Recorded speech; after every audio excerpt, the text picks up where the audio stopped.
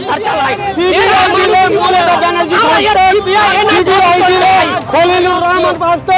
CBI দিলে Amirul Islam ফাস্টক, CBI দিলে মুনিরুল ইসলাম ফাস্টক।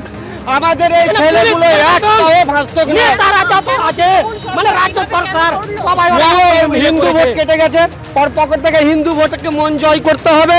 Main উদ্দেশ্য হলো এটা মুসলিমকে চাপাও কেসটা, তারপরে যেন হিন্দু ভোটটা যেন কিছু হিন্দুকে বিশ্বাস করতে পারে। কারণে পুলিশ প্রশাসন একটা নির্দোষ ছেলেকে গুলি করে মারলো, তার বিচার কেন হলো না? আমরা এর বিচার চাই। আমি বলছি এই জাজমেন্টটা কি রাজনৈতিকভাবে কিছু এটা রাজনৈতিকভাবে জাজমেন্ট করা হয়েছে, এটা রাজনৈতিকভাবে জাজমেন্ট করা হয়েছে।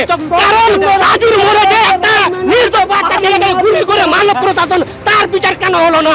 আমরা এর সম্পূর্ণ বিচার চাই। করবেন এরপরে আপনারা আমাদের যেখানে যাব আমরা হাইকোর্ট গেলেও যাবো আমরা, কিন্তু এর ন্যায্য বিচার আমরা চাই। সিবিআই তদন্ত চাই, এনআই তদন্ত চাই। আপনারা কার বাড়ির লোকজন আপনাদের এরা যতগুলো আছে আমরা কত ভাই আমার। এই মুহূর্তের বড় খবরে চোখ রাখবো জাফরাবাদে হরগোবিন্দ এবং চন্দন দাস খুনে 13 জনের যাবজ্জীবন কারাদণ্ড হলো। যাবজ্জীবন কারাদণ্ডের নির্দেশ দিল জঙ্গিপুর মহকুমা আদালত। মৃতের পরিবারকে 15 লক্ষ টাকা ক্ষতিপূরণেরও নির্দেশ দেওয়া হয়েছে। এই মুহূর্তে দুই প্রতিনিধি আমাদের সঙ্গে সরাসরি রয়েছেন, রাজীব চৌধুরী এবং পার্থপ্রতিম ঘোষ রয়েছেন। প্রথমেই রাজীবের কাছে আসবো। রাজীব, একেবারে আদালতের নির্দেশ সম্পর্কে জানতে চাইবো। 13 জনেরই যাবজ্জীবন কারাদণ্ড হলো। রাজীব, ভিডিও আপনারা জানেন যেটা ভাইরাল হয়েছিল মিডিয়াতে, সেই ভিডিওটা আমরা এভিডেন্স এনেছিলাম। একেবারে 13 জনের যাবজ্জীবন কারাদণ্ড হলো এবং সকাল থেকে বিভিন্নভাবে আসামি পক্ষ এবং সরকার পক্ষের আইনজীবীরা তারা শেষ মুহূর্তে সওয়াল করেন এবং 13 জনকে একে একে তাদের বক্তব্য শোনার পরে 13 জনের যাবজ্জীবন কারাদণ্ডের ঘোষণা করলেন। এছাড়াও অন্যান্য সাজাও ঘোষণা করেন। সমস্ত সাজা একসঙ্গেই চলবেন বলে সেটা জানা গেছে এবং সরকারের পক্ষ থেকে 15 লক্ষ টাকা ক্ষতিপূরণের নির্দেশ দেওয়া হয়েছে। এবং এখান থেকে যেটা রয়েছে সরকারি আইনজীবী তিনিও রয়েছেন আমাদের সঙ্গে এই মুহূর্তে রয়েছেন, আমরা তার কাছ থেকেও শোনার চেষ্টা করব যে ঠিক সকাল থেকে যে হওয়ার পরে তিনি যেটা স্পষ্ট করে বলছেন যে 38 জন সাক্ষীর সাক্ষ্য গ্রহণ করা হয়েছে এবং সাক্ষ্য গ্রহণ করার পরে আজকে এই 13 জনের এই যাবজ্জীবনের মুখোমুখি তারা করতে পেরেছেন।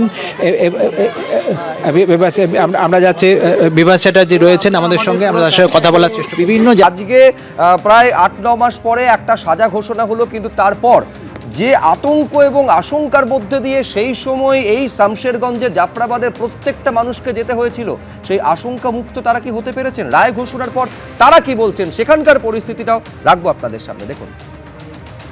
হরগোবিন্দ দাস এবং চন্দন দাসকে খুনের ঘটনার পর রায় ঘোষণা এবং আজকে সকাল থেকে এবং ইতিমধ্যেই কিন্তু এই গোটা ঘটনার পর থেকেই এই এলাকায় বিএসএফ মোতায়েন করা ছিল এবং বিএসএফের বাহিনী তারা এই রাস্তার মধ্যে মোতায়েন রয়েছে। অন্যদিকে শামশেরগঞ্জ থানার পুলিশ তারাও কিন্তু এখানে অধিক সংখ্যা আজকে সকাল থেকে এই জায়গায় মোতায়েন রয়েছে। আমরা যে জায়গায় দাঁড়িয়ে রয়েছে এটা হচ্ছে হরগোবিন্দ দাস এবং চন্দন দাসের যে বাড়ি, সেই বাড়ির সামনে। কিন্তু যে বিষয় তার পরিবার জানাচ্ছে এই রায়ে তারা খুশি না। ঘটনাটি কি ঘটেছিল ঠিক 12ই এপ্রিল এই যে বাড়ি রয়েছে হরগোবিন্দ দাস 70 বছর বয়সী এবং 40 বছর বয়সী তার ছেলে চন্দন দাস যখন বাড়িতে ছিল তখন ওয়াকফ আইনের প্রতিবাদে যে রণক্ষেত্রের চেহারা নেয় বাড়ির মধ্যে ঢুকে তাদেরকে মারধর করা হয়। বাবা ও ছেলেকে এই যে ঘর রয়েছে এখান থেকে একেবারে টানতে টানতে কিছুটা দূরে ঠিক এই যে রাস্তা রয়েছে এই রাস্তায় একটা বড় মব তাকে টানতে টানতে নিয়ে আসে এবং নিয়ে এসে এই যে জায়গা রয়েছে যেখানে চারিদিকে এখন বর্তমানে পুলিশ এবং বিএসএফ মোতায়েন রয়েছে এই জায়গায় নিয়ে এসে একবারে কুপিয়ে থেতলে খুন করা হয় বাবা ও ছেলেকে। নৃশংস এই খুনের ঘটনার পর 13 জনকে গ্রেপ্তার করা হয় এবং সেই 13 জনকে গতকালকেই কিন্তু ইতিমধ্যে আদালত জানিয়েছিল তাদেরকে দোষী সাব্যস্ত করে। আজকে 13 জনকেই যাবজ্জীবন কারাদণ্ডের নির্দেশ দিয়েছে আদালত এবং এই মুহূর্তে কিন্তু এই এলাকার বাসিন্দারা যারা রয়েছেন এবং এই এলাকায় যাতে শান্তি শৃঙ্খলা বজায় থাকে তার জন্য একদিকে যেমন বিভিন্ন প্রান্তে বিএসএফ তারা মোতায়েন রয়েছে, অন্যদিকে শামশেরগঞ্জ থানা পুলিশ বিভিন্ন জায়গায় কিন্তু যে রাউন্ড তারা দিচ্ছেন এবং এই এলাকাতেও মোতায়েন রয়েছে। ক্যামেরা প্রবীরদের সঙ্গে পার্থপ্রতিম ঘোষ, এবিপি আনন্দ, মুর্শিদাবাদ। জাজমেন্টগুলো দিয়ে দাঁড় করিয়েছি, এবার জাজমেন্ট তো আমাদের হাতে থাকে না, কিন্তু আমরা এটা বিচার করে দেখব সরকারের তরফে আমাদের কি হয়, তারপর আমরা ডিসাইড করব। তবে আমরা অখুশি এরকম নই, কারণ আমাদের দুটোই অপশন খোলা ছিল, একটা হচ্ছে যাবজ্জীবন অথবা ডেথ।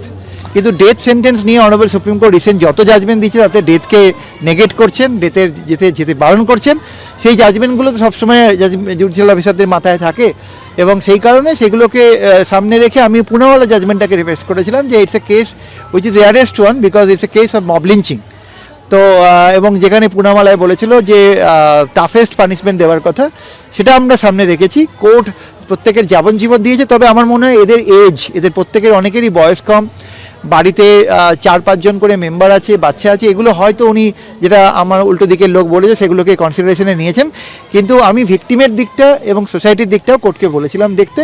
সব দিক দেখার পরে কোর্ট এটা দিয়েছে, বিচার করেছে এবং আমরা জাজমেন্টটা পড়েই বুঝতে পারবো যে কোন গ্রাউন্ডে উনি লাইফ ইমপ্রিজনমেন্ট দিলেন। এটা কি মনে করছেন যে এটা এই ঘটনাটাকে রেয়ারেস্ট ঘটনা?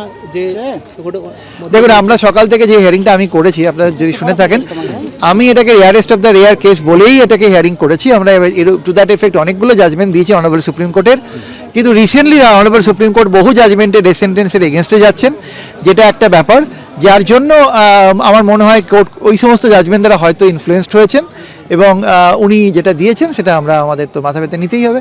কিন্তু একটা জিনিস, আমাদের এপ্রিলের মামলা আমরা 8 মাসের মধ্যে শেষ করতে পেরেছি। কেস শেষ করা এবং কেসের জায়গা থেকে স্টেটের যে দায়িত্ব সেই জায়গাটা আমরা পালন করার চেষ্টা করেছি। এবারে বাকিটা তো জাজমেন্টটা আলটিমেটলি জজ সাহেবের কলম থেকে আসে, ওটাতে আমাদের তবুও পুরো জাজমেন্টটা না পড়া অবধি ওই জায়গাটা বলা খুব মুশকিল যে কেন উনি লাইফার দিলেন, কেন ডেথ দিলেন না। ডেথ কেন দিলেন না, এজন্য কেন উচ্চ আদালতে যাওয়ার কি এরকম? এটা আমরা আলোচনা করব গভর্নমেন্টের অফিসারদের সাথে, যদি মনে হয় ডেফিনেটলি আমরা যাব। বিচারক কি বললেন আজকে সমস্তটা নিয়ে, আজকে যে রায়টা দিলেন? বিচারক যে জাজমেন্টটা দিলেন, তিনি যখন জিজ্ঞাসাবাদ করছিলেন আসামিদের তখন অনেকেই বলছিলেন, যাদের মধ্যে একজন ছিলেন যিনি সিসিটিভি তার ছিঁড়ে দিয়েছিলেন, তাকে বলেছিলেন তুমি তারটা ছিঁড়তে গেছো কেন। তো এরকম বেশি কিছু জায়গায় উনি কোশ্চেন করেছেন আসামিদের থেকে, তো সেগুলো আমরা দেখেছি। তারপরে উনি জাজমেন্ট সাইলেন্টলি উঠে দিয়ে উনি নেমে গেছেন, বিশেষ কিছু উনি ইন্টারপ্রিটেশন করেননি। আমরা জাজমেন্টটা আপলোড হলে আমরা পড়ে বুঝতে পারবো কি বললেন জাজমেন্টে, উনি কি বললেন। আমরা জাজমেন্ট এখনো দেখিনি, তবে আমাদের যেটা মনে হয় গতকালের যে পার্টটা আমরা পড়েছিলাম তাতে 7টা সেকশন আমরা দাঁড় করাতে পেরেছি। রায়োটিং, ডাকাতি, হাউস ট্রেসপাস এবং মার্ডার, অবশ্যই মব লিঞ্চিং, তো সেগুলো সব সামনে রেখে আমাদের আজকের সেন্টেন্স হিয়ারিং এ জীবনের পাশাপাশি আর কি ডাকাতি কেসে 10 বছর, হাউস ট্রেসপাসে 10 বছর, রায়োটিং এ 5 বছর এবং প্রত্যেকটা অফেন্সে 5,000 টাকা করে ফাইন এবং অনাদায়ে 3 মাস 4 মাস করে জেল আছে এবং ভিকটিম বাড়ির লোককে 15 লক্ষ টাকা কম্পেনসেশন দিতে হবে। কম্পেনসেশনটা দেবে কে? এটা স্টেট অথরিটি, যারা কম্পেনসেটিং অথরিটি তাদেরকে দিতে হবে। তাই এই যে রায়, এই যে সবটা নিয়ে এতদিন ধরে যে করেন, তা আপনারা কি মোটের ওপর কি খুশি না উচ্চকে ভাবছেন কি? ডেফিনেটলি আমরা খুশি। এই জন্য কি চেহারা নেবেন, উইটনেসরা কতটা ভয় পাবে, কারণ প্রাথমিকভাবে আমি দেখেছি উইটনেসরা খুব ভীতু ছিল, ভয়ে ছিল। তাদের মধ্যে সেই কনফিডেন্সটা এসছে সরকারের প্রতি এবং তারপর তারা কোর্টে এসছে। ব্যাক টু ব্যাক 5 জন আইউটনেস কোর্টে এসে বলে গেছে এবং প্রত্যেকের স্টেটমেন্ট একজনের দ্বারা করবোরেট হয়েছে। তা আমার মনে হয় এই মামলাটা সোসাইটিতে একটা কনফিডেন্স ইনস্টিল করতে পারবে, যেটা আমাদের মনে হয়েছে যে কেউ যদি আইন নিজের হাতে নেয়, কেউ বা কারা, তাদের কিন্তু আইন ছাড়বে না, আইনের রিগোর্স তাকে ফেস করতে হবে। এটা ওয়ান অফ দ্য এক্সাম্পল, কারণ ডেথ সেন্টেন্স তো একদিনের জন্য হয়, যাবজ্জীবন সারা জীবন ভোগ করতে হবে। তো সেই হিসেবে বলা যেতে পারে আনটিল রেমিশন, কোনো কোর্ট যদি আপার কোর্ট রেমিট না করে ততদিন পর্যন্ত এদের ভেতরে থাকতে হবে। এটাই নতুন আইনের আমাদের প্রভিশন। এবিপি আনন্দ, এগিয়ে থাকে, এগিয়ে রাখে।